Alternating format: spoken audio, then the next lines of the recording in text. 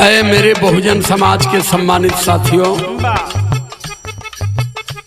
आप बाबा साहब अम्बेडकर के भारत में जी रहे हो। ये गीत जा रही है कुंभ पर। कुंभ में संतों की भीड़ लगी है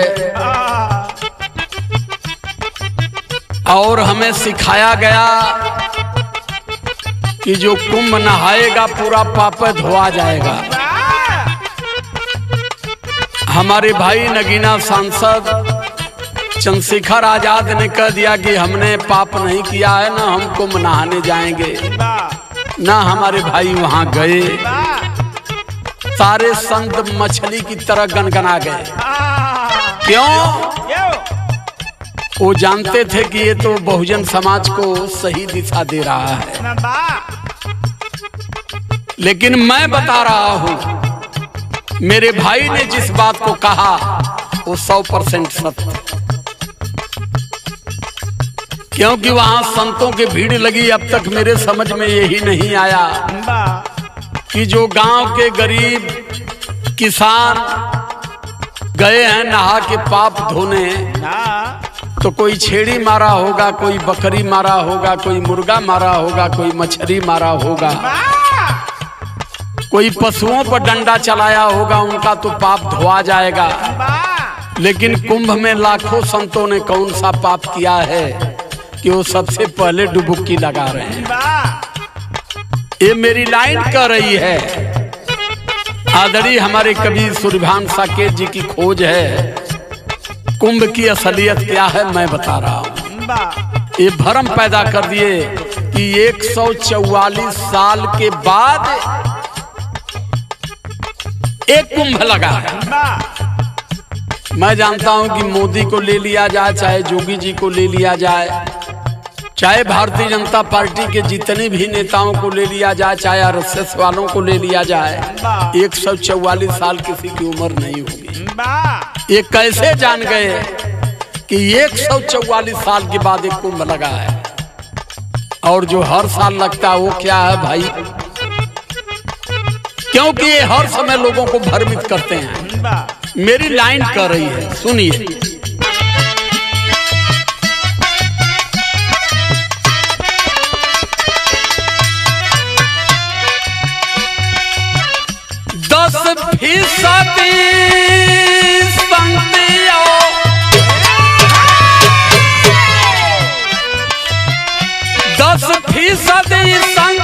पुजारी कुंभ में, अरे पुजारी कुंभ में, बाकी 90% बाकी दुराचारी कुंभ में।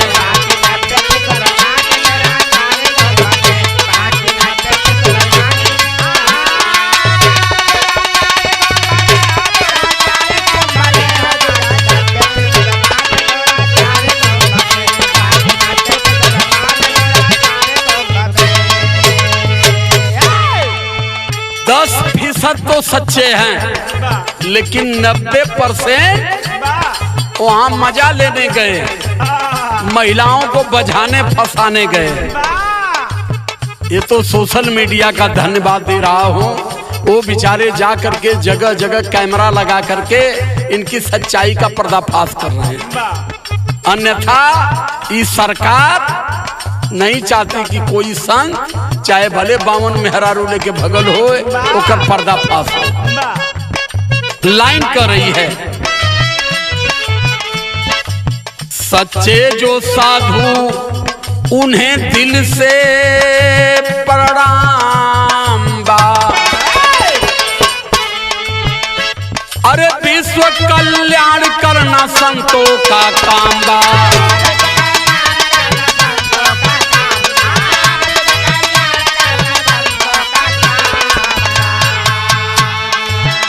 रहा सारा देश उनको निहारी कुंभ में,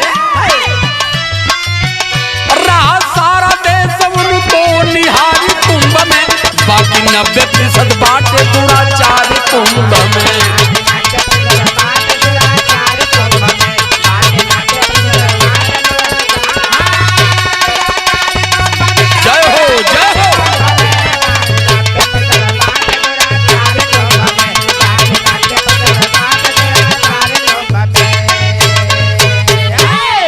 प्रमाण सुन लो, प्रमाणिक बात बता रहा हूँ। ये जितनी बड़े बड़े लट बना के वहां गए हैं वो सब संत नहीं हैं, वो लंठ हैं। पहली लाइन हमारी बता रही है,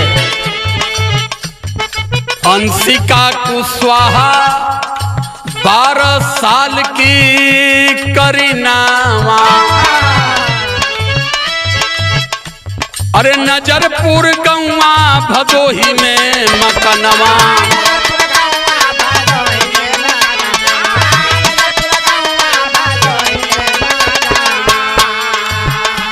अरे चाचा से पिछुड़ भीड़ भारी कुंभ में, भीड़ भारी कुंभ में हो बाकी 90% 12 दुराचारी कुंभ में।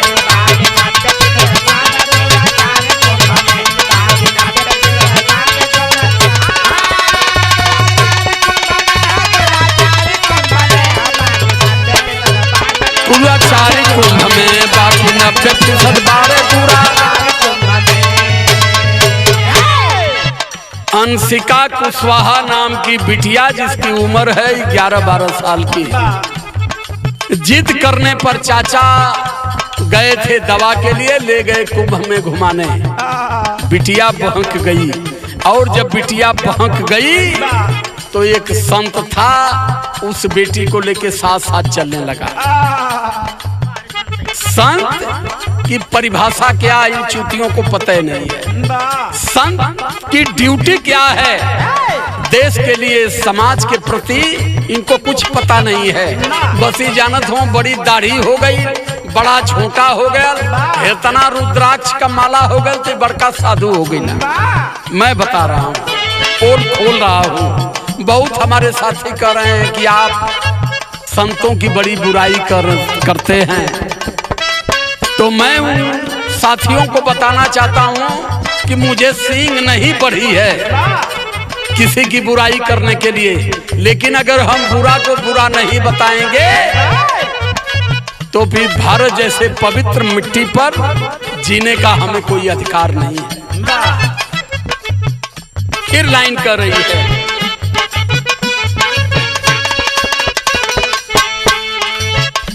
अरे भगवाधारी संजय गिरी ढोंगी मकारी,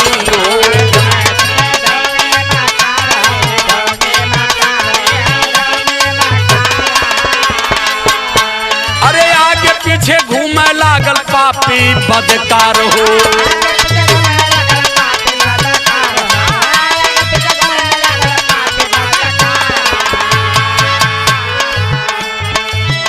साथ लिया बन के देखा हितकारी कुंभ में, कल बिटिया घबरैया मत, हम ही साधु है, एकदम तुम्हां दिक्कत ना हुई।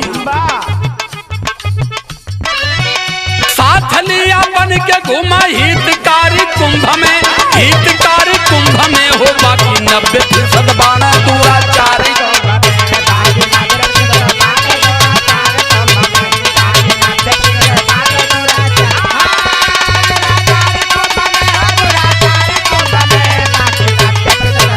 दुराचारी कुंभ में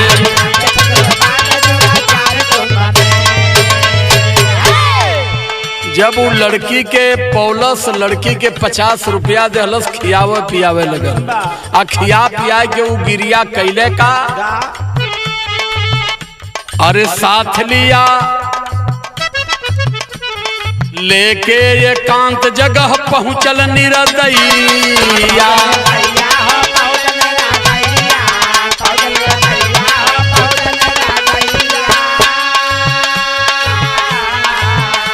अरे कमरे में घुसा पापी बन के कसैया,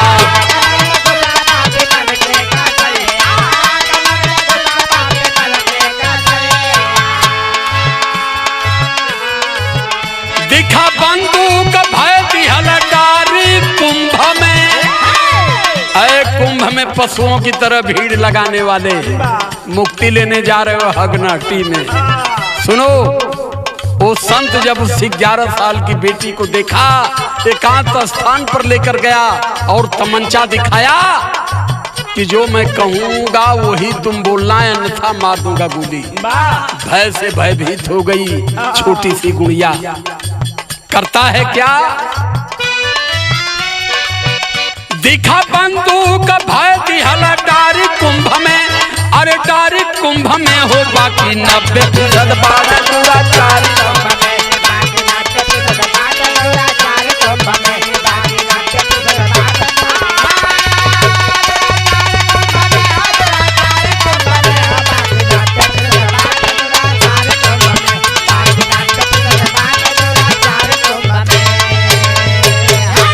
मैं धन्यवाद देता हूँ जब वो लेकर के संत अलग जगह अलग पंडाल में उस बेटी को गया, उसी समय 2 यूट्यूबर उस पंडाल में गए खाने के लिए कि थोड़ा सा बैठ करके कुछ खा लिया जाए तो हम कवरेज करेंगे। और जैसे ही इन यूट्यूबरों की नजर पड़ी, सोच लिए कुछ तो गड़बड़ है। करते हैं क्या, अरे यूट्यूबर अनमोल और निगम देखी लिहल।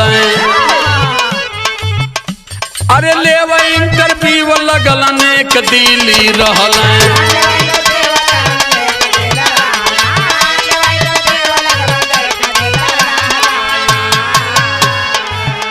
बिटिया रोवयाज,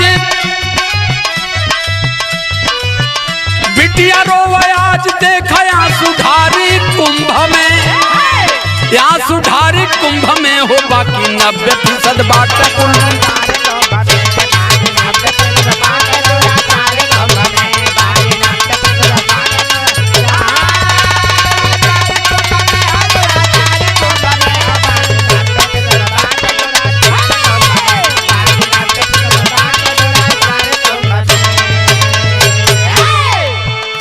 अनमोल और निगम 2 नौजवान वहां पहुंचे, गड़बड़ देख करके इंटरव्यू लेना शुरू किए। आज जब इंटरव्यू लेवे लगल तो बिटिया झरझर झरझर रोवे लगल।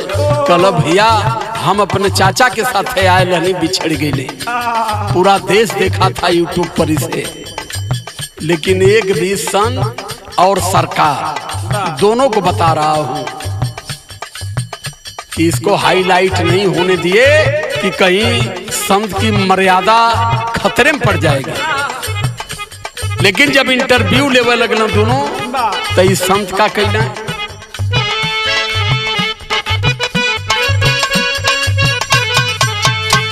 अरे निगम के ऊपर साधु हमला कई दिहल।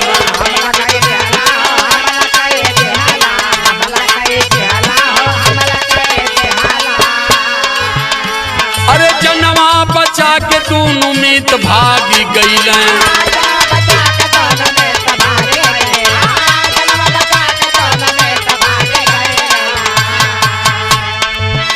पहुंचे पुलिस कैंप के वो,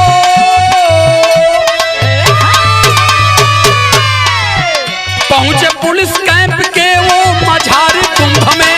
हे मझारी कुंभ में हो बाकी 90% बाड़ा दुराचारी।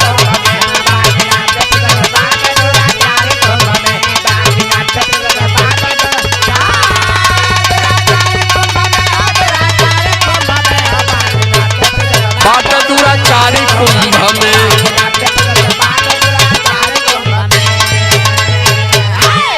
तुरंत भाग करके पुलिस चौकी पर गए, सारी घटना को अवगत कराए पुलिस वालों से।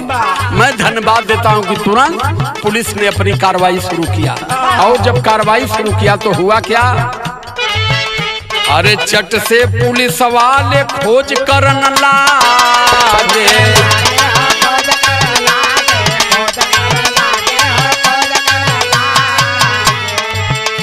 अरे 200 मीटर दूर देखा पापी सब भागे।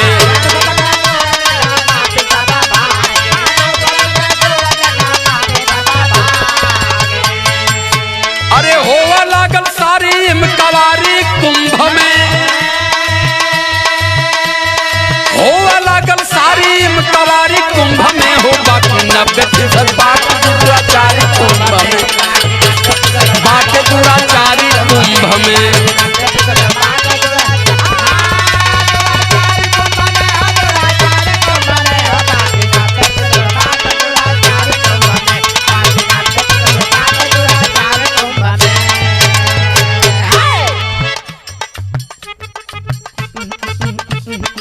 आज वो यूट्यूबर नहीं होते, सोशल मीडिया वाले नहीं होते, तो मैं जानता हूं कि वो बेटी का जीवन बर्बाद हो गया होता, वो अपने घर नहीं पहुंच पाती। यही कुंभ है और यही भारत के संत हैं। फिर लाइन कर रही है, घर पहुंचल बेटी यूट्यूबर के करनामा,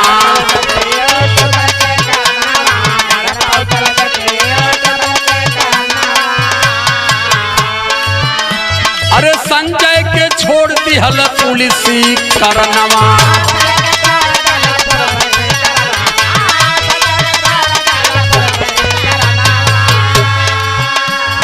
संजय गिरी पकड़ा गया, बेटी गिरफ्तार हुई, बेटी पकड़ी गई और बेटी के साथ वो संत पकड़ा गया जिसका नाम संजय गिरी ब्राह्मण था। और बेटी तो अपने घर पहुंच गई, लेकिन पुलिस वाले फिर धीरे से संजय गिरी के छोड़ देना कि जा, नाम माल मिलल तो फिर दूसर खोजा। कहीं ना कहीं भारत में ईमानदारी की बहुत बड़ी कमी और रातों दिन ये कमी होती जा रही है। कोई भी व्यक्ति संविधान की बात तो करता है, लेकिन शिद्दत से संविधान को लेकर आगे नहीं जा रहा है कि संविधान का नियम क्या है, हमें ड्यूटी जो मिली है इस ड्यूटी का पालन कैसे करना है। फिर लाइन कर रही है, और हमारे दूरदर्शी सोच वाले हमारे भाई चंद्रशेखर आजाद इस बात को पहले ही भांप गए कि कुंभ में क्या होता है, क्या होगा, क्या होने वाला है। ये लाइन कर रही है, अरे यही बदे चंद्रशेखर बतिया के कहना,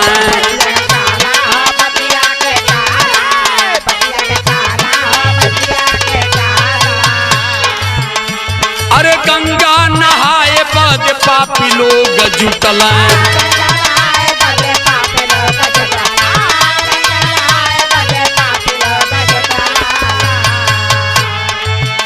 देखो अंध भक्त नैना पसारी कुंभ में, हे पसारी कुंभ में हो बाकी 90% बात दुराचार।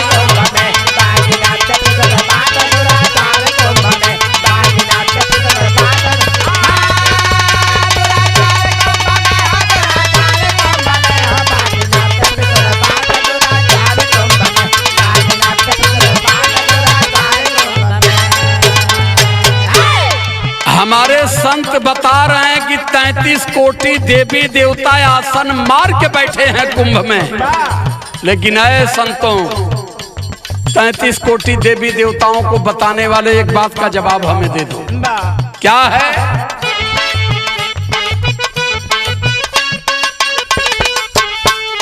सेक्टर 20 में लवा में आग लगी गई,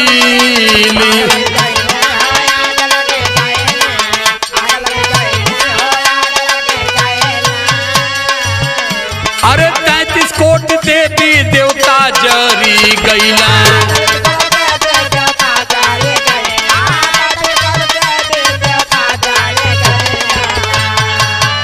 चलल नाही केहू का चमत्कारी कुंभ में, चमत्कारी कुंभ में हो बाकी 90% बात दुराचार।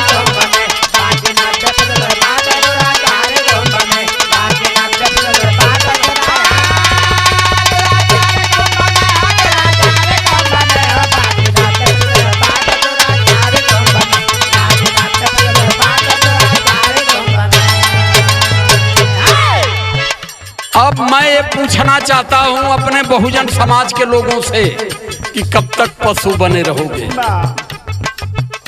आग लग गई, कहाँ आग लगी? गीता प्रेस में, जहां धर्म ग्रंथ रखा हुआ था, धर्म ग्रंथ बंट रहा था, वही जब फटल सिलेंडर लगा लाग चलना पड़ रहा है। 33 कोटि देवी देवता लगला धाए धाए जरे, तब फोन बैल की यही आगी बुझाओ वाला दम कल्ला मंगावा, नहीं तो अब देवी देवता कामे ना आई है। तब फायर ब्रिगेड की गाड़ियां गई, तब जाकर के वो आग बुझी और सारे देवी देवता फेल हो गए। सारे देवी देवता फेल हो गए, किसी का चमत्कार काम नहीं आया। वहां क्या काम आया? बुद्ध की विचारधारा जो वैज्ञानिक तर्क पर सोच थी। कहिया ले लोगन यही तरह नान के पीछे पूंछ पकड़ के झुल्ला लाबा, ये बहुजन समाज के लोगन बैल बना दिए तुहन लोगन के। राजकुमार यादव के सुनाया तनी गुना न समझ में आवे तो फोन करके बतियाए ला, ए बाबू ना बतिएबा तो एकदम बैल की तरह है, आपको बना देंगे। भारत में अम्बेडकर साहब का देश है, तथागत बुद्ध संत रैदास संत कबीर का देश है, पेरियार ललई यादव पेरियार रामास्वामी नायकर का देश है। उन संत गुरु महापुरुषों को जानो और वेद ग्रंथ से देवी देवताओं से दूरी बनाओ। आखिरी लाइन है,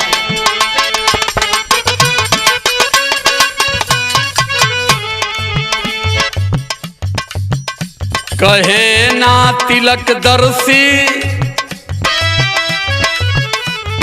काहे ना तिलक दर्शी, भविष्य भारी कैलें। मैं उस लवंडे को कहना चाहता हूं जो कापी पर लिख करके सबका भविष्य बताता है, सारे देवी देवताओं को बताता है। वहां इसके हनुमान जी क्या ननियौरे गए थे, नहीं कह पाया। और नहीं तो ये गदावा कर रहा है कि जो मर गए वो मरे नहीं हैं, उनका मोक्ष हुआ है। अरे गधे, अगर इनका मोक्ष हुआ है तो इस मोक्ष से तुम क्यों पीछे हो? तुम भी जाके नाक दरेर के उसी में डूब करके मर जाओ, क्योंकि 144 साल के बाद ये मोक्ष का दरबार लगा है। तुम भी अपनी मोक्ष ले लो। जितना मूर्ख समझ रहे हो इस बहुजन समाज को, अब ये मूर्ख नहीं रह गया, लेकिन कुछ अभी भी मूर्ख हैं, जिन मूर्खों पर तुम लोग राजसत्ता अपनी स्थापित किए हो।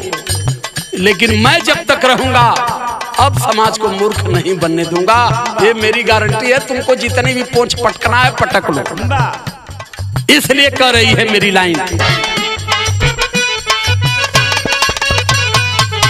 अरे काहे ना तिलक धारी, भविष्य बाणी कैलें। अरे शूद्रन के लूटे खातिर ढोंग विधा कैलें।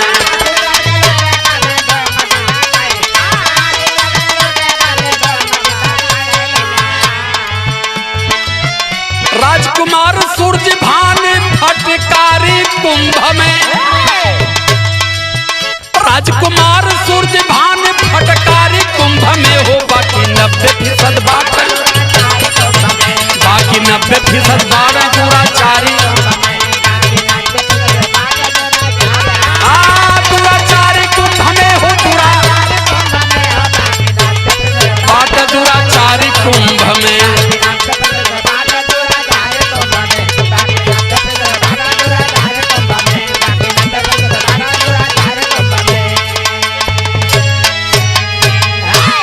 सादर जय भीम, नमो बुद्धाय।